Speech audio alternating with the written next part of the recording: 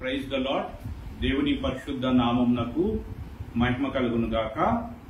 దేవుడు మనల్ని ప్రేమించి ఈ దినం కొరకు దేవుడు సిద్ధపరిచినటువంటి లేఖన భాగాన్ని, క్యాలెండర్ వాక్యాన్ని ఒకసారి ధ్యానం చేసుకుని ఆ యొక్క లేఖన భాగం ద్వారా దేవుడు మనతో మాట్లాడున్నట్లుగా ప్రార్థనాపూర్వకంగా ఆ యొక్క లేఖన భాగాల్ని ధ్యానించడానికి ప్రయత్నం చేద్దాం.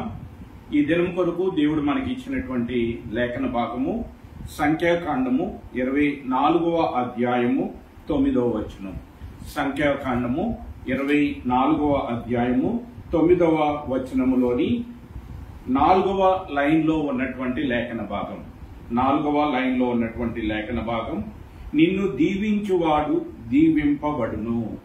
దేవుడు మనల్ని ప్రేమించి ఈ దినం కొరకు దేవుడిచ్చినటువంటి ఈ యొక్క లేఖన భాగాన్ని తన యొక్క ఆత్మ ద్వారా మనందరికీ కూడా వివరించి బోధించినట్లుగా ప్రార్థించుకుందాం. ప్రేమ నమ్మకం కలిగిన మా ప్రియమైన పరలోకపు తండ్రి, నీ పరిశుద్ధమైన నామానికి వందనాలు, స్తోత్రాలు చెల్లిస్తూ ఉన్నాం. ప్రభువా, మమ్మల్ని ప్రేమించి మా ఆయుష్ను పొడిగించి మరొక దినాన్ని చూసే భాగ్యాన్ని మీరు మాకు అనుగ్రహించినందుకు వందనాలు. ఈ దినం కొరకు మీరు సిద్ధపరిచినటువంటి ఈ యొక్క లేఖన భాగాన్ని బట్టి నీకు వందనాలు. ఆత్మీయ ఆహారముగా ఈ యొక్క వాక్యాన్ని మీరు మాకు అనుగ్రహిస్తున్నందుకు వందనాలు. ఈ యొక్క వాక్య భాగము ద్వారా మీరు మాతో మాట్లాడండి. ఈ యొక్క లేఖనాన్ని అర్థం చేసుకునే శక్తిని, జ్ఞానాన్ని మాకు దయచేయండి. నీ పక్షంగా నిలవబడుతుండగా ప్రభువా, నిష్ప్రయోజనమైన వాడను నన్ను మరుగుపరచండి, నా మాటను దూరపరచండి. నీ మాట నా యందు ఉంచి ప్రభువా, నాతోనూ మా అందరితో కూడా మీరే మాట్లాడమని ఘనత, మహిమ, ప్రభావాలు మీకే ఆరోపిస్తూ నీ కుమారుడు మా రక్షకుడునైన యేసుక్రీస్తు వారి శ్రేష్టమైనటువంటి నామంలో ఈ ప్రార్థన మీకు సమర్పిస్తున్నాము తండ్రి, ఆమేన్. దేవుడు ఈ దినము కొరకు మనకి ఇచ్చినటువంటి లేఖన భాగము సంఖ్యాకాండము 24వ అధ్యాయము 9వ వచనంలోని 4వ లైన్లో ఉన్నటువంటి మాట అదేమనగా, నిన్ను దీవించువాడు దీవింపబడును. ఈ యొక్క లేఖన భాగాన్ని దేవుడు మనకి ఈ యొక్క ఉదయకాల సమయం మందు వేకప్ వాడుగా దేవుడు మనకు అనుగ్రహించి ఉన్నాడు. మరి యొక్క లేఖన భాగాన్ని ధ్యానించుట కొరకు మరి యొక్క మాటలను పలికినటువంటి వ్యక్తి ఎవరు అంటే ప్రవక్త అయినటువంటి బిలాము. ఈ యొక్క మాటలను పలికినటువంటి వ్యక్తి ప్రవక్త అయినటువంటి బిలాము. ఈ బిలాముకు ఒక ప్రత్యేకత ఉన్నది. ఏమిటి ఆ ప్రత్యేకత అంటే, పరిశుద్ధ గ్రంథంలో మరి ఎంతో మంది ప్రవక్తలను మనం చూడగలం. అయితే ఈ ప్రవక్తలు అందరూ కూడా ఇశ్రాయేల్ యొక్క జనాంగములో నుండి దేవుడు ఏర్పాటు చేసుకోవటం జరిగింది. అయితే ఈ యొక్క బిలాము ప్రవక్తను దేవుడు అన్ని జనుల్లో నుంచి ఏర్పాటు చేసుకోవడం జరిగింది. అన్ని జనుల్లో నుండి ఏర్పాటు చేయబడినటువంటి ఏకైక ప్రవక్త ఎవరైనా ఉన్నారు అంటే అతడు బిలాము. మరి ఈ బిలాము పలికినటువంటి మాట ఇది. ఈ బిలాము ఎవరిని గురించి పలికినటువంటి మాట అంటే, దేవుని ప్రజలైనటువంటి ఇశ్రాయేలీలతో, దేవుని సొత్తు అయినటువంటి ప్రజలు ఐగుప్తులో నుండి మరి మోషే చేత విడిపింపబడి పాలు తేనెలు ప్రవహించే దేశం వైపు ప్రయాణము చేస్తూ ఉన్న ఇశ్రాయేలీలను గురించి ఇతడు పలికినటువంటి మాట. మరి ఏ సందర్భంలో పలికాడు అనేటువంటి విషయాన్ని ఒకసారి మనం ఆలోచించినట్లయితే, ఇశ్రాయేలీలు ఆ యొక్క ఐగుప్తులో నుంచి విమోచింపబడిన తర్వాత వారు అరణ్య మార్గముగా ప్రయాణం చేసి అనేక దేశముల గుండా వారు ప్రయాణిస్తూ ఉన్నారు. ఆ రీతిగా అనేక దేశముల గుండా ప్రయాణిస్తూ వారు ముందుకు వెళుతూ ఉన్నారు. అలా ముందుకు వెళుతున్నప్పుడు అనేక దేశాలను వారు జయిస్తూ ముందుకు వెళుతూ ఉన్నారు. అలా జయిస్తూ ముందుకు వెళుతున్నటువంటి ఆ సందర్భంలో వారు ఈ యొక్క మోయాబు దేశం గుండా ప్రయాణించవలసి వచ్చింది. ఈ మోయాబు దేశం యొక్క రాజు ఎవరు అంటే బాలాకు. ఈ బాలాకు రాజు ఇశ్రాయేలీలను తమ దేశం గుండా వెళ్లనివ్వటానికి అతడు ఏమాత్రం ఇష్టపడట్లేదు. ఎందుకంటే ఒకవేళ తమ దేశం గుండా ఇశ్రాయేలీలు గాని వెళ్లనిస్తే ఇశ్రాయేలీలు వారి యొక్క దేశాన్ని మరి ఆక్రమించుకుంటారేమో, మాతో యుద్ధం చేసి మా మీద విజయాన్ని వాళ్ళు పొంది మా దేశాన్ని ఆక్రమించుకుంటారేమో అనేటువంటి భయముతో ఇశ్రాయేల్ అయినటువంటి వారిని వారి యొక్క దేశం గుండా వెళ్లనివ్వటానికి ఈ బాలాకు రాజు ఏమాత్రం కూడా అనుమతించట్లేదు. అయితే అదే సందర్భంలో ఈ బాలాకు రాజు ఇశ్రాయేలుతో యుద్ధం చేసి వారిని గెలవటానికి ఏమాత్రము కూడా సామర్థ్యం లేనటువంటి వాడిగా ఉన్నాడు. అటువంటి పరిస్థితుల్లో ఇశ్రాయేలుని గెలవటం కొరకు అతడు ఆలోచించినటువంటి ఆలోచన ఏమిటి అంటే ప్రవక్త అయినటువంటి బిలామును ఉపయోగించుకోవటం. ప్రవక్త అయినటువంటి బిలాముకు దేవుడిచ్చినటువంటి గొప్ప వరము ఏమిటి అంటే అతడు ఎవరిని దీవిస్తే వారికి దీవెన, ఎవరిని అతడు శపిస్తే వారికి శాపం. ఇటువంటి గొప్ప వరము బిలాము కలిగి ఉన్నాడు అన్నటువంటి విషయము బాలాకు రాజు ఎరిగినటువంటి వాడై మరి ఈ వరమును ఉపయోగించుకొని ఇశ్రాయేలీలను ఓడించాలి, ఇశ్రాయేలీలను శపించి తద్వారా ఇశ్రాయేల్ మీద విజయాన్ని సంపాదించాలనేటువంటి మరి ఉద్దేశంతో బాలాకు రాజు బిలాము ప్రవక్తను తన దగ్గరికి పిలవటం జరిగింది. బిలాము ప్రవక్త కూడా మొట్టమొదటిగా ఒప్పుకోలేదు, గాని తర్వాత ఆ యొక్క బాలాకు రాజు ఇస్తాననేటువంటి ఆ యొక్క సొమ్ముకు ధనానికి ఆశపడి ఈ యొక్క బిలాము ప్రవక్త కూడా ఇశ్రాయేలును శపించడానికి సిద్ధపడ్డాడు. అలా శపించడానికి సిద్ధపడి మరి ఆ యొక్క ఇశ్రాయేలును శపించాలని అతడు నిలబడినప్పుడు దేవుడు అతనితో మాట్లాడుతూ ఉన్నాడు. వారు ఆశీర్వదింపబడిన వారు, వాళ్ళు దీవింపబడినటువంటి వారు, వాళ్ళు నా జనులు, నా సొత్తైనటువంటి ప్రజలు, నేనే వారిని విడిపించాను, నేనే వారిని నడిపిస్తున్నాను, వారి పక్షముగా నేను యుద్ధము చేయవాడనై ఉన్నాను, వారితో కూడా నడిచేటువంటి వాడిని నేను.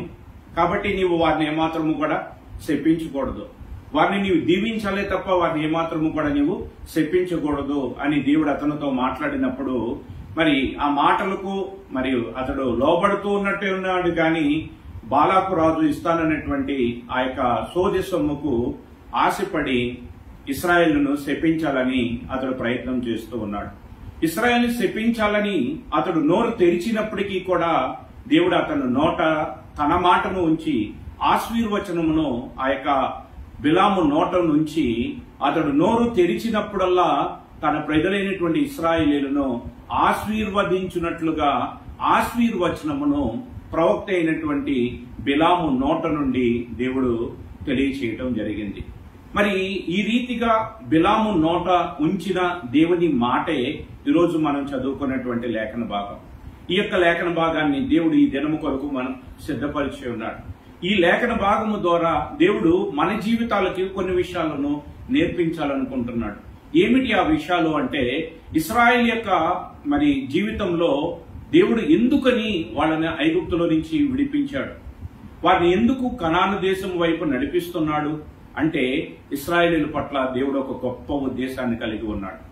వారిని ఐగుప్తులో నుంచి విడిపించి పాలు తేనెలు ప్రవహించే దేశంలోనికి వారిని నడిపించి అక్కడ స్థిరపరిచి వారిని దీవించి వారిని ఆశీర్వదించి వారిని గొప్ప జనముగా చేసి వారి ద్వారా ప్రపంచమంతా కూడా మరి దేవుని యొక్క మహిమను తెలుసుకున్నట్లుగా దేవుణ్ణి ఆశ్రయించినటువంటి వీరు ఎంతటి ధన్యులో, ఎంతటి దీవింపబడినటువంటి జనులో, ఎంతటి ఆశీర్వదింపబడినటువంటి జనులో ప్రపంచమంతా తెలుసుకోవాలనేటువంటి ఉద్దేశంతోనే వీరిని ఆ యొక్క ఐగుప్తు దేశంలో నుంచి విడిపించడం జరిగింది. అందుచేతనే వీరి కొరకు దేవుడు అద్భుతాలు చేయటం జరిగింది. వీరి కొరకు ఎర్ర సముద్రాన్ని 2 పాయలుగా చేయటం జరిగింది. వీరి కొరకు మరి ఎన్నెన్నో కార్యాలు దేవుడు చేయటం జరిగింది. వీరి పక్షముగా ఉండి శత్రువులతో యుద్ధం చేయటం జరిగింది. వీరిని శపించాలని, వీరిని ఏ రీతిగానైనా మరి జయించాలని ప్రయత్నించేటువంటి అనేక రాజులను దేవుడు మరి దగ్గరుండి వారి మీద దేవుడు ఇశ్రాయేలీయులకు విజయం అవటం జరిగింది. ఇక్కడ ఇశ్రాయేలీయులను శపించాలని బాలాకు రాజు ప్రయత్నిస్తున్నప్పుడు బిలామును ఉపయోగించుకొని బిలాము నోట దేవుడు తన మాట నుంచి ఆ యొక్క మాట ద్వారా ఇశ్రాయేలీయులకు దేవుడు ఆశీర్వచనం ఇచ్చాడు, ఇశ్రాయేలీయులకు దీవెన వచనాలను ఇచ్చాడు. ఈరోజు ఈ యొక్క లేఖన భాగము ద్వారా మనం నేర్చుకోవాల్సింది ఏమిటి అంటే ఆనాటి ఇశ్రాయేలీయులనే కాదు, ఈరోజు మనల్ని కూడా దేవుడు ఎందుకు ఏర్పాటు చేసుకున్నాడు అంటే మనలను దీవించటానికి ఆయన ఏర్పాటు చేసుకున్నాడు, మనల్ని ఆశీర్వదించడానికి ఆయన మనల్ని ఏర్పాటు చేసుకున్నాడు. పరలోక సంబంధమైన ప్రతి ఆశీర్వాదమును మనకు ఇవ్వాలని దేవుడు మనల్ని ఏర్పాటు చేసుకున్నాడు. మనల్ని ఉగ్రత పాత్రలవుటగా దేవుడు ఏర్పాటు చేసుకోలేదు. దేవుడు తన ఆశీర్వచనము, దేవుడు తన దీవెన వచనాన్ని మనకి ఇవ్వటానికి దేవుడు తన కుమారుడైన యేసుక్రీస్తు యొక్క రక్తం ద్వారా మనల్ని కడిగాడు. తన సొత్తు అయినటువంటి ప్రజలుగా మనల్ని ఏర్పాటు చేసుకున్నాడు. ఆనాటి ఇశ్రాయేలును ఐగుప్తులో నుంచి విడిపించి అరణ్యంలో దేవుడు విడిచిపెట్టలేదు. వాళ్ళతో కూడా ఉన్నాడు, వాళ్ళని నడిపిస్తూ వచ్చాడు. వాళ్ళని మరి శపించాలని ప్రయత్నించేటువంటి వారి ప్రయత్నములను విఫలపరిచి వారి శాపములను కూడా దేవుడు ఏం చేస్తూ వచ్చాడంటే ఇశ్రాయేలీయులకు ఆశీర్వాదకరముగా మార్చాడు, దీవెనకరంగా మార్చాడు. ఈరోజు క్రైస్తవులుగా క్రీస్తు యొక్క రక్తంలో కడగబడినటువంటి మనల్ని కూడా దేవుడు ఆశీర్వాదమునకు మనము పాత్రులుగా ఉండాలి, దీవెనలకు మనం పాత్రులుగా ఉండాలి. అంతేకాదు లోకానికి మనము దీవెనకరంగా ఉండాలి, లోకానికి మనం ఆశీర్వాదకరంగా ఉండాలి. ఎందుకు దేవుడు మనల్ని ఏర్పాటు చేసుకున్నాడు? ఎందుకు మన పాపం నుంచి మనకు విడుదలనిచ్చాడు? ఎందుకు చీకటిలో నుండి దేవుడు మనల్ని ఆశ్చర్యకరమైన తన వెలుగులోనికి మనల్ని పిలిచాడు అంటే తన గుణాతిశయములను లోకానికి ప్రచురము చేయటానికి. ఆ గుణాతిశయములను లోకానికి ప్రచురము చేయటం ద్వారా మనము ఏ పరలోక సంబంధమైన ఆశీర్వచనాలను పొందామో, ఏ పరలోక సంబంధమైన దీవెనలను మనం పొంది ఉన్నామో అదే దీవెనలు, అదే ఆశీర్వచనములు మన చుట్టూ ఉన్నటువంటి మరి అన్ని జనులుగా పిలువబడుతున్నటువంటి వారు కూడా మరి పొందాలి. వారు కూడా దేవుని గుణాతిశయములను ఎరగాలి. వారు కూడా వారి పాపం నుంచి విడుదల పొందాలి. వారు కూడా దీవింపబడినటువంటి వారుగా, ఆశీర్వదింపబడినటువంటి జనాంగముగా వారు కూడా ఉండాలనేటువంటి ఉద్దేశంతోనే దేవుడు మనలను తన కొరకు ఏర్పాటు చేసుకున్నాడు. ఇశ్రాయేలును ఎలాగ ఏర్పాటు చేసుకున్నాడో మనల్ని కూడా అలాగనే ఏర్పాటు చేసుకున్నాడు. మనల్ని దీవెనకరముగా ఉంచటానికి, అనేకులకు దీవెనకరముగా మనల్ని ఉంచటానికి దేవుడు ఏర్పాటు చేసుకుని ఉన్నాడు. అందుకని ప్రభువైన యేసుక్రీస్తు కొండ మీద ప్రసంగంలో చెప్పినటువంటి మాట, మీ వెలుగును లోకమునకు ప్రసరింపచేయండి. దేవుని యొక్క వెలుగు మన మీద ప్రకాశిస్తూ ఉన్నప్పుడు మనము అద్దము వలె ఆ యొక్క వెలుగును లోకానికి ప్రసరింపచేసి దేవుని గుణాతిశయములను లోకమునకు చూపించి లోకానికి మనము ఆశీర్వాదకరముగా ఉండాలి, లోకానికి మనం దీవెనకరంగా ఉండాలి. మన చుట్టూ ఉన్నటువంటి ప్రజలకు మనము దీవెనకరంగా ఉండాలనేటువంటి ఉద్దేశంతోనే దేవుడు మనల్ని ఏర్పాటు చేసుకున్నాడు. అందుకనే అంటున్నాడు ఇక్కడ సంఖ్యాకాండం 24:9 వచనంలో, నిన్ను దీవించువాడు దీవింపబడును. అంటే మనము దీవెనకరంగా ఉండాలనేటువంటి ఉద్దేశంతో దేవుడు మనల్ని ఏర్పాటు చేసుకున్నాడు. అంతేకాదు మనము దేవుని నామమును బట్టి ముందుకు వెళుతున్నప్పుడు ఒకవేళ ఈ బిలాము లాంటి, ఈ బాలాకు లాంటి మరి దేవునికి వ్యతిరేకమైనటువంటి వారు ఎంతమంది లేచినప్పటికీ, ఎంతమంది మనకు విరోధముగా మరి శపించినప్పటికీ, దూషించినప్పటికీ వారి దూషణ మాటలను, వారి శాపములను కూడా దేవుడు మనకు ఆశీర్వాదకరముగా మార్చగలిగిన వాడు, వాటిని మనకు దీవెనకరంగా మార్చగలిగినటువంటి వాడు. కాబట్టి దేవుని నామమును బట్టి ఎవరైనా గాని మరి ఇప్పుడున్నటువంటి పరిస్థితుల్లో, ఒకవేళ ప్రతికూలమైనటువంటి పరిస్థితుల్లో, ఇబ్బందుల్లో, ఇరుకుల్లో, ఒకవేళ వ్యాధుల్లో, ఇంకా అనేకమైనటువంటి మరి పోరాటంలో ఒకవేళ ఉన్నట్లయితే దయచేసి ఈ మాట ద్వారా దేవుడు మీ అందరికీ కూడా తెలియచేయాలనుకుంటుంది, లేదా మనందరికీ కూడా తెలియచేయాలనుకుంటుంది ఏమిటి అంటే, దేవుడు మనల్ని శ్రమలకు గురి చేయటానికి ఆయన మనల్ని పిలవలేదు, మనల్ని బాధల్లో విడిచిపెట్టడానికి ఆయన మనల్ని పిలవలేదు, ఆయన మనల్ని విడవలేదు, ఆయన మనం మరవలేదు. ఆయన మనకు తోడుగా ఉన్నాడు. అయితే ఇప్పుడున్నటువంటి శ్రమలు, ఇప్పుడున్నటువంటి ఇబ్బందులు, ఇప్పుడున్నటువంటి కష్టాలు కొంతకాలం అవసరమును బట్టి మనకు కలుగుతూ ఉన్నాయి. అందుకు ఉదాహరణే ఇశ్రాయేల్ యొక్క జనాంగం. ఇశ్రాయేల్ దేవుడు ఐగుప్తులో నుంచి తీసుకొచ్చి విడిచిపెట్టేలేదు. ఈరోజు పాపంలో నుంచి మనల్ని విడిపించి తన కుమారుడి యొక్క రక్తం ద్వారా కడిగి మనల్ని దేవుడు ఏమాత్రం విడిచిపెట్టలేదు. అయితే మన చుట్టూ ఉన్నటువంటి ప్రతికూల పరిస్థితులు మనకు ఏమని తెలియజేస్తూ ఉంటాయి అంటే, మనము సాతాను మనతో ఆ యొక్క పరిస్థితుల ద్వారా ఏమని మాట్లాడుతూ ఉంటాడంటే, దేవుడు విడిచిపెట్టేశాడు, అందుకే నీ జీవితంలో ఈ శ్రమలు, దేవుడు నిన్ను పట్టించుకోవట్లేదు, అందుకే నీ జీవితంలో కష్టాలు అని సాతాను మనకు బోధిస్తూ ఉంటాడు. కానీ దేవుడు మనకి ఏమని తెలియజేస్తున్నాడంటే, నేను నిన్ను మరవలేదు, నేను నిన్ను విడవలేదు, నీ శ్రమల్లో కూడా తోడుగా ఉంటాను, నిన్ను దీవెనకరంగా ఉండటానికే నిన్ను ఏర్పాటు చేసుకున్నాను. నిన్ను దీవించువారు దీవించబడతారు. ఒకవేళ నిన్ను ఎవరైనా శపించినా ఏం బాధపడకు, ఆ శాపాలను కూడా దేవుడు ఆశీర్వాదకరముగా మార్చగలిగినటువంటి వాడు. ఆ యొక్క బాలాకు రాజు బిలామును ప్రేరేపించినప్పుడు బిలాము నోరు తెరిస్తే బిలాము నోట దేవుడు తన మాటను ఉంచాడు. ఈరోజు మనకు విరోధులు ఎంతమంది ఉన్నా, మన చుట్టూ పరిస్థితులు ప్రతికూలంగా ఉన్నా, ఆ పరిస్థితులు మన మీద ప్రభావం చేయకుండా, ఆ పరిస్థితుల వలన మనము మరి కృంగిపోకుండా, జారిపోకుండా దేవుడు నిలబెట్టుటకు సమర్థుడు. తన కుమారుడైన యేసుక్రీస్తుని మనకు అప్పగించటానికి ఏమాత్రము వెనుదీయనటువంటి దేవుడు సమస్తాన్ని ఎందుకు అనుగ్రహించాడని అపోస్తలుడైన పౌలు రోమీయులకు రాసిన పత్రిక 8వ అధ్యాయంలో మరి ప్రశ్నిస్తూ ఉన్నాడు. అంటే సమస్తాన్ని దేవుడు అనుగ్రహిస్తాడు. దేవుడు మనల్ని ఎందుకు ఏర్పాటు చేసుకున్నాడు అంటే దీవెనకరంగా మనం ఉండటానికి, ఆశీర్వాదకరంగా మనం ఉండటానికి.